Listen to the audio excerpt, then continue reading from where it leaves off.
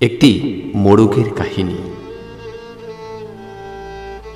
একটি মোড়ক হঠাৎ আশ্রয় পেয়ে গেল বিরাট প্রাসাদের ছোট্ট এক কোণে, ভাঙা প্যাকিং বাক্সের গাদায় আরো ২-৩টি মুরগির সঙ্গে।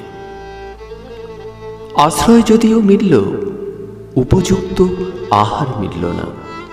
সুতীক্ষ্ণ চিৎকারে প্রতিবাদ জানিয়ে গলা ফাটালো সেই মোড়ক ভোর থেকে সন্ধে পর্যন্ত।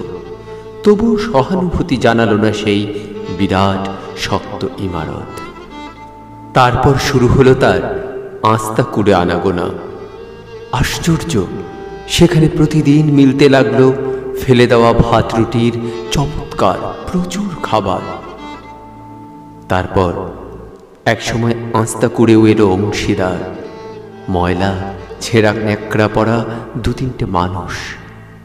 কাজেই দুর্বলতর মোড়গের খাবার গেল বন্ধ হয়ে। খাবার খাবার খানিকটা খাবার। অসহায় মোড়ক খাবারের সন্ধানে বারবার চেষ্টা করল প্রাসাদে ঢুকতে। প্রত্যেকবারই তারা খেল প্রচণ্ড।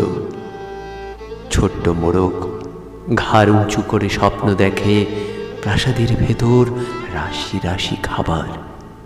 তারপর সত্যিই সে একদিন প্রাসাদে ঢুকতে পেল। একেবারে সোজা চলে এলো ধপধপে সাদা দামি কাপড়ে ঢাকা খাবার টেবিলে। অবশ্য খাবার খেতে নয়, খাবার হিসেবে।